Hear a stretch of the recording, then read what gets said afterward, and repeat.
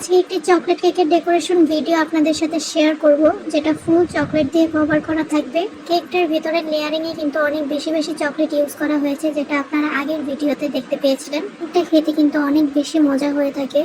যারা যারা এরকম চকলেট কেক খেয়েছেন তারা নিশ্চয়ই বুঝতে পেরেছেন যে এটা খেতে কতটা বেশি মজা লাগে। চকলেট প্রেমীরা কিন্তু অনায়াসে এই কেকটি নিতে পারেন। আমাদের কাছে যে কোনো ধরনের কাস্টমাইজ কেক আপনারা পেয়ে যাবেন। আমরা কিন্তু শুধুমাত্র গাজীপুরের মধ্যেই ডেলিভারি দিয়ে থাকি।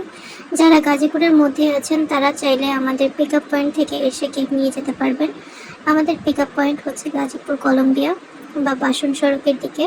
অর্ডার কনফার্ম করতে চাইলে মিনিমাম 2 দিন আগে অর্ডারটা কনফার্ম করতে হবে। তো যাই হোক, আমি কেকটাকে ফুল ফিনিশিং দিয়ে নিচ্ছি, তারপর কিছুক্ষণ ফ্রিজে সেট হতে রেখে দেবো যাতে কেকের টেস্টটা আরও বেশি ভালো আসে। চকলেট হালকা কুসুম গরম থাকা অবস্থায় এই কেকের মধ্যে দিতে হবে এবং কেকটা হবে হালকা ঠান্ডা, মানে ফ্রিজ থেকে বের করে তারপরে দিতে হবে, তা না হলে চকলেটটা ভালো মতো সেট হবে না। তো চকলেটটা দিয়ে আমি পুরো কেকটাকে এখন কভার করে নিচ্ছি।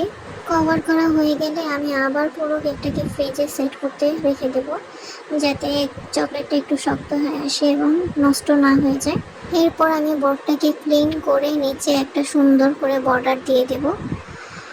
এই বর্ডারটা দেওয়াতে কিন্তু কেকের লুকটা আরও বেশি সুন্দর লাগবে, পুরো লুকটাই চেঞ্জ হয়ে যাবে।